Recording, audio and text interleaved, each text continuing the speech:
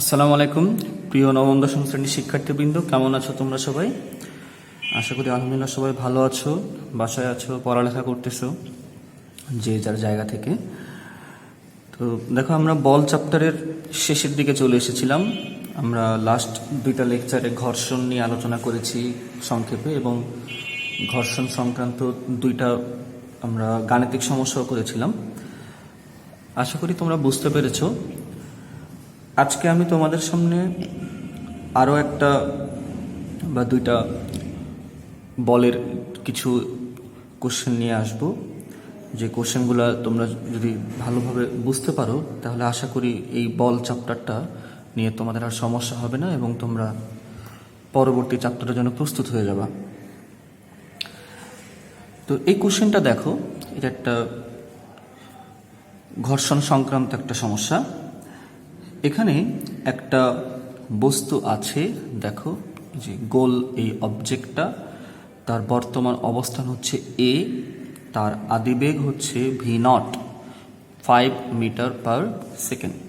আচ্ছা, এখানে একটা বিষয় হচ্ছে, তোমরা যারা 9-10-এ পড়ো তারা কিন্তু আদিবেগকে ইউ দ্বারা প্রকাশ করি। হ্যাঁ, আদিবেগকে আমরা ইউ দ্বারা প্রকাশ করা হয়, বাট তুমি যখন ইন্টারমিডিয়েটে উঠবা তখন তুমি দেখবা আসলে ইউ বলতে আর কিছু থাকবে না, তখন এটা হয়ে যাবে ভি, নিচে তোমার একটা সাফিক্সের মতো থাকবে 0, মানে v0 বলি আমরা যেটাকে। তো কোশ্চেনে তোমাকে v0 দিয়েও আসতে পারে, ইউ দিয়েও আসতে পারে, এটা কোনো সমস্যা না। তুমি জাস্ট জেনে রাখো v0 ই হচ্ছে ইউ, তাহলে আদিবেগ হচ্ছে 5 মিটার পার সেকেন্ড। বস্তুটার ভর হচ্ছে 5000 গ্রাম। ওকে, 5000 গ্রাম হচ্ছে বস্তুটার ভর। বস্তুটার উপরে 25 নিউটন বল প্রয়োগ করা হয়েছে। দেখো, বস্তুটার উপরে বল প্রয়োগ করা হয়েছে 25 নিউটন। এই 25 নিউটন বল প্রয়োগ করার কারণে বস্তুটা এ অবস্থান থেকে বি অবস্থানে এসেছে। বি অবস্থানে আসার পর বস্তুর বেগ হয়েছে তোমার ভি মিটার পার সেকেন্ড। আর নতুন অবস্থানটাকে আমরা বি বিন্দু দিলাম। এই যে এখানে আমাদের যে বিন্দুটা, এই যে এই বিন্দুটা হচ্ছে তোমার বি, আর এ থেকে বিতে আসতে টোটাল তোমার সময় লেগেছে 30 সেকেন্ড। এখন দেখো, তোমার কোশ্চেনে আরেকটা ইনফরমেশন দেয়া আছে। ইনফরমেশনটা হচ্ছে বস্তু ও পথের ঘর্ষণ বল প্রতি কেজির জন্য 1.5 নিউটন। অর্থাৎ রাস্তায় যে ঘর্ষণটা কাজ করতেছে তা প্রতি 1 কেজির জন্য 1.5 নিউটন। আচ্ছা, এই হচ্ছে আমার কোশ্চেনে যা যা ডেটা দেয়া আছে, যা যা ইনফরমেশন দেয়া আছে এগুলা। এখন 1 নম্বর প্রশ্ন হচ্ছে এ থেকে বি পর্যন্ত দূরত্ব নির্ণয় করো। ওকে, এ থেকে বি পর্যন্ত তোমাকে দূরত্ব নির্ণয় করতে হবে, এটা 1 নম্বর প্রশ্ন। আর 2 নম্বর প্রশ্ন হচ্ছে এ থেকে বি পর্যন্ত কৃত কাজ নির্ণয় করো। আচ্ছা, 1 নম্বরটা 9-10 স্টুডেন্ট সবাই পারবা। 2 নম্বরটা ক্লাস 9-এর স্টুডেন্ট যারা এখনো কাজ করনি তারা ছাড়া 10-এর স্টুডেন্টরা পারার কথা। তো তোমরা একটা কাজ করতে পারো, তোমরা ম্যাথটা একটু, আমি তো কোশ্চেন দিয়ে দিলাম, তোমরা ম্যাথটা একটু ভিডিওটা পজ করে ম্যাথটা করো, তোমাদের 3-4 মিনিট টাইম লাগতে পারে, দেন তোমরা দেখতে আসো। আর পরে আনসার মিলিয়ে নিও। আমি এখানে এখন আনসার দিয়ে দিচ্ছি। ওকে, দেখো স্টুডেন্টস, আমাদের সর্বপ্রথম কাজ হচ্ছে কি, আমাদের যা যা ইনফরমেশনগুলো দেয়া আছে তা আগে আমরা তুলি। আমাদের কি কি ইনফরমেশন দেয়া আছে? আমাদের আদিবেগ দেয়া আছে। আদিবেগ v0 কত? 5 মিটার পার সেকেন্ড। তারপর দেখো আমাদের প্রযুক্ত বল দেয়া আছে।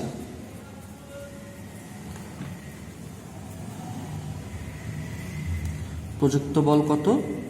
25 নিউটন।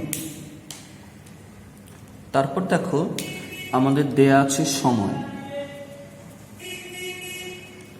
সময় টি কত? সময় টি হচ্ছে 30 সেকেন্ড। তারপরে আমাদের ভর দেয়া আছে।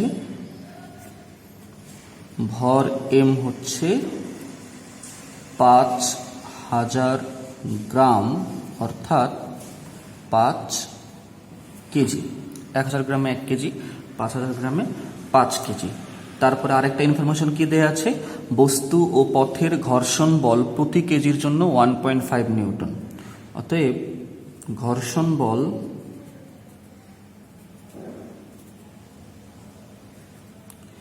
এফ কে, ঘর্ষণ বলকে আমরা কি নাম দিই, এফ কে।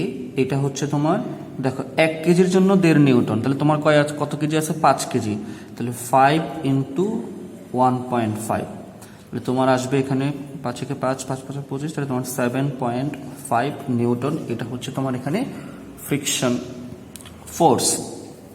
আচ্ছা, এখন দেখো প্রশ্ন, আমাদের যা যা ইনফরমেশন দেওয়া আছে তা আমরা তুললাম, এইগুলো দিয়ে এখন আমাদেরকে বের করতে হবে এ থেকে বি পর্যন্ত দূরত্ব। তো দূরত্ব এস বের করব। তো এস বের করতে দেখো আমাদের টাইম দেওয়া আছে, S equal to UT plus half AT square.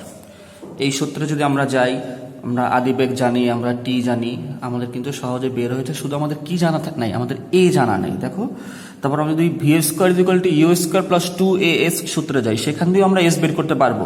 Problem হচ্ছে আমরা ভি জানি না, প্রবলেম হচ্ছে আমরা এ জানি না। তো আমাদের যে দুইটা সূত্র দেখো, একটা সূত্র হচ্ছে S is equal to UT plus half AT square, আরেকটা সূত্র আছে আমাদের V square is equal to U square plus 2as, আরেকটা সূত্র আছে ধরো আমাদের যে এখানে, আচ্ছা এই দুইটা সূত্র তোমরা যদি যাও, এখানে প্রথমটাতে অজানা রাশি কি, প্রথমটাতে অজানা রাশি তোমার এ, দ্বিতীয়টাতে অজানা রাশি কি ভি আর এ।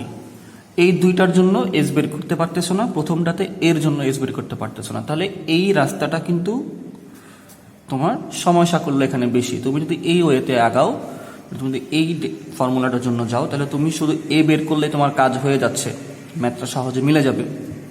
ওকে, তোমাকে একটু অঙ্ক যখন করবা তখন তোমাকে একটু মাথা কাটাতে হবে যে কোন ওয়েতে আগালে আমার জন্য সুবিধা হয়। আচ্ছা, তা আমরা এ বের করি। তো এ বের করার জন্য আমরা জানি ঘর্ষণ সংক্রান্ত সূত্র কি, যে আমরা জানি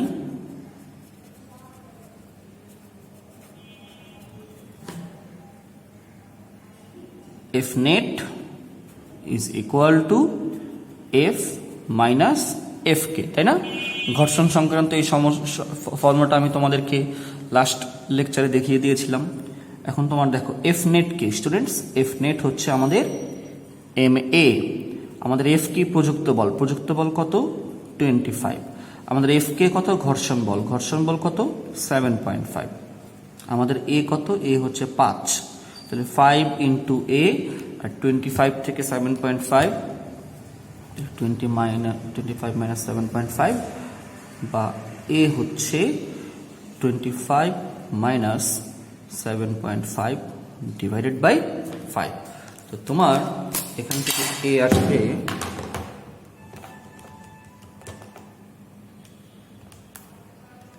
3.5 মিটার পার সেকেন্ড স্কোয়ার। দেখো তোমার এখন এ জানা হয়ে গেল, এখন তুমি খুব সহজে 1 নম্বরটা করে ফেলতে পারবা। দেখো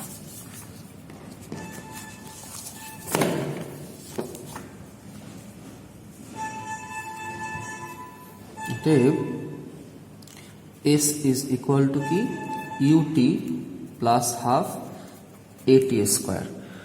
আমি এখানে ইউ লিখলাম, আসলে এখানে ইউ হবে না, এখানে তোমাদের কি লিখতে হবে, এখানে তোমাদেরকে লিখতে হবে কিন্তু ভি নট, কারণ যেহেতু কোশ্চেনে ভি নট দেওয়া আছে। হ্যাঁ, যদিও ইউ আর ভি নট একই, তারপরেও যেহেতু কোশ্চেনে ভি নট দেওয়া আছে তুমি ভি নটটাই লিখো। তাই আমি নিচে আবার এখানে ভি নট লিখতেছি, V naught T plus half AT square. আচ্ছা, এখন দেখো ভি নট কত ছিল আমাদের, ভি নট ছিল 5, আমাদের টাইম ছিল 30 সেকেন্ড, হাফ আমাদের এ হচ্ছে 3.5, টি হচ্ছে 30 স্কোয়ার। তাহলে আমরা যদি দেখো এখন এখানে ক্যালকুলেট করি, তাহলে 5 into 30 plus half into 3.5 into 30 square, তাহলে আমরা পাচ্ছি 1725, 1725 মিটার। এই হচ্ছে আমাদের এ থেকে বি পর্যন্ত মোট অতিক্রান্ত দূরত্ব।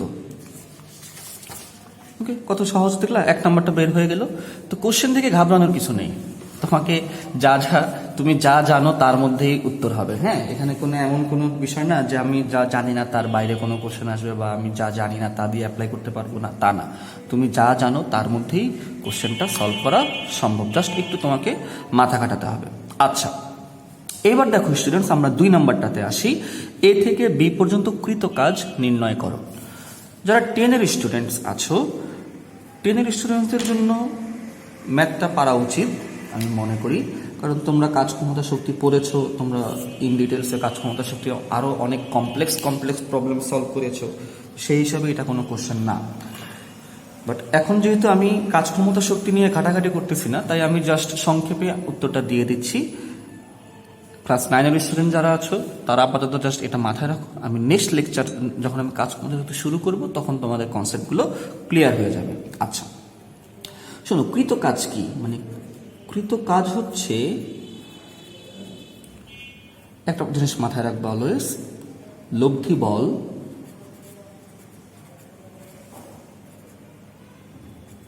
গুণ সরণ। ওকে, একদম মানে এক কথায় কাজ হচ্ছে বল গুণ সরণ। আমরা এটা বলি, আমরা সবসময় বইয়ে একটা জিনিস পড়ি, কাজ বলতে কি বোঝায়? বল ইন্টু সরণ। কিন্তু আফসোস আমাদের যে আমাদেরকে কখনো এটা শেখানো হয় না যে লব্ধি বল ইন্টু সরণ। এটা যদি শেখানো হয় তাহলে আমাদের স্টুডেন্টসরা অনেক ম্যাথ কিন্তু আর ভুল করে না। কারণ তখন আমি যদি এখানে লিখতাম বল গুণ সরণ, তাহলে তার মাথায় আসতো বল কত? বল 25 নিউটন, 25 গুণ সরণ কত? 1725 দিয়ে দিত। আসলে এখানে বল কি শুধু প্রযুক্ত বলটাই আছে? এখানে তো ঘর্ষণ বলও আছে, এখানে তো ঘর্ষণ বলও কাজ করতেছে। তো এই জন্য স্টুডেন্ট সবসময় মাথায় রাখবা, কাজ হচ্ছে লব্ধি বল গুণ সরণ। তোমার বস্তুর উপর যদি একাধিক বল কাজ করে, সেই একাধিক বলের লব্ধি বের করে সরণ দিয়ে গুণ করে কৃত কাজ বের করবা। একটা জিনিস মাথায় রাখবা, শুধু এটাই মাথায় রেখো না কাজ সমান সমান বইয়ে পড়ছি বল গুণ সরণ, বল গুণ সরণ। আসলে ওইটা না, বইয়ের ভাষায় যেভাবে শেখাচ্ছে সেখানে কোনো সমস্যা নেই, কিন্তু তোমাকে একটু মাথা তো খাটাইতে হবে, তাই না? তোমাকে তো টিচাররা একটু জাজ করবে যে ওকে একটু ঘোরায় পেঁচায় দেখি কিরকম অবস্থার মেধা কিরকম। তো এই জন্য মনে রাখবা, কৃত কাজ হচ্ছে লব্ধি বল গুণ সরণ। তো লব্ধি বলকে আমরা কি নাম দিই স্টুডেন্টস? F net. কিন্তু সরণ কি? এস। আচ্ছা, এফ নেট কি আমাদের? এফ মাইনাস এফ কে, কারণ প্রযুক্ত বল আর ঘর্ষণ বল ছাড়া এখানে আর কোনো বল নেই, ইন্টু তোমার এস। তাহলে তুমি এখানে পাচ্ছ 25 মাইনাস 7.5 টাইমস 1725। তাহলে তোমার 25 মাইনাস 7.5 টাইমস 1725 তোমার আসলো 30,187.5 জুল অফ ওয়ার্ক।